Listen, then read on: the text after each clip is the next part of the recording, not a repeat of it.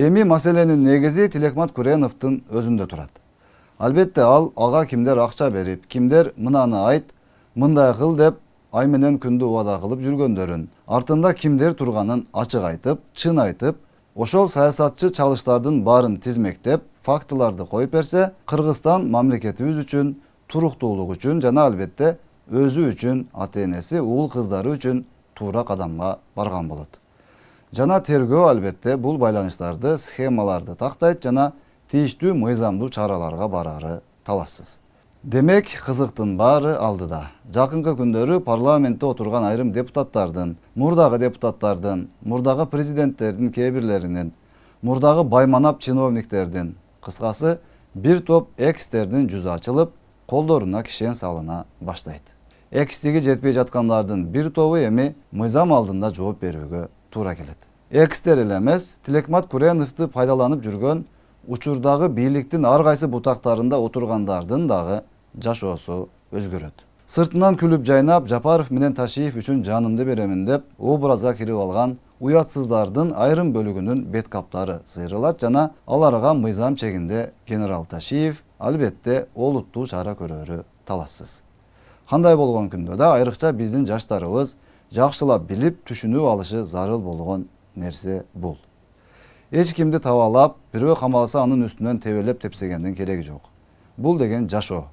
Жашоодо ар кандай нерселер орун алышы мүмкүн.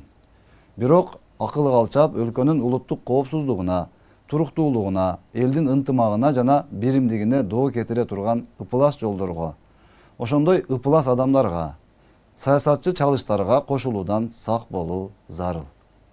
Дагы бир жолу кайталап айтабыз. Бийлик талашкан саясатчыларга сиздин жашооңуз бир тыйынга кымбат. Сизди жөн гана курал катары, инструмент катары гана колдонот. Жалган жашыктын баарын сиз аркылуу айттырып, өздөрү эптеп бийликке келишти гана кумсайт.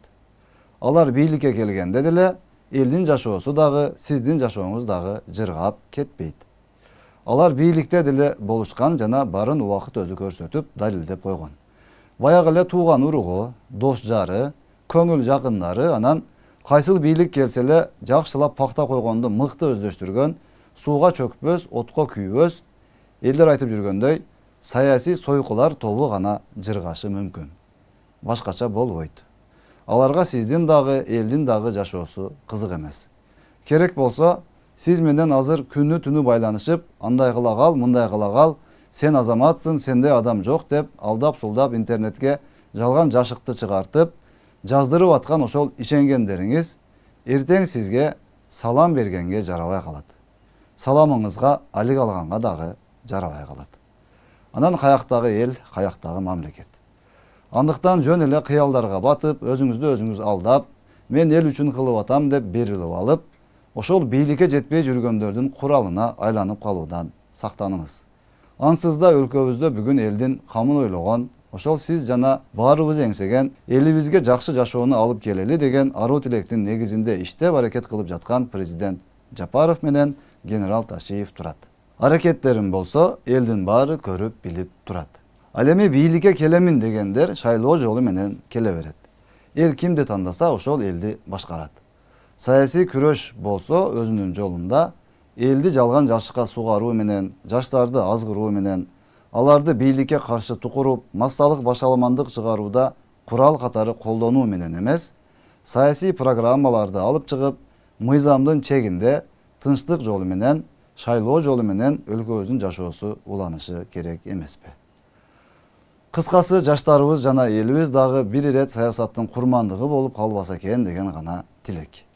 Жок дегенде 2010-жылдагы апрель-июнь окуяларынан сабак алып, мекенибиздин, ата журтубуздун кадырына жетип, тынчтыкта, ынтымакта, биримдикте гана жашоо уланса экен деген максат.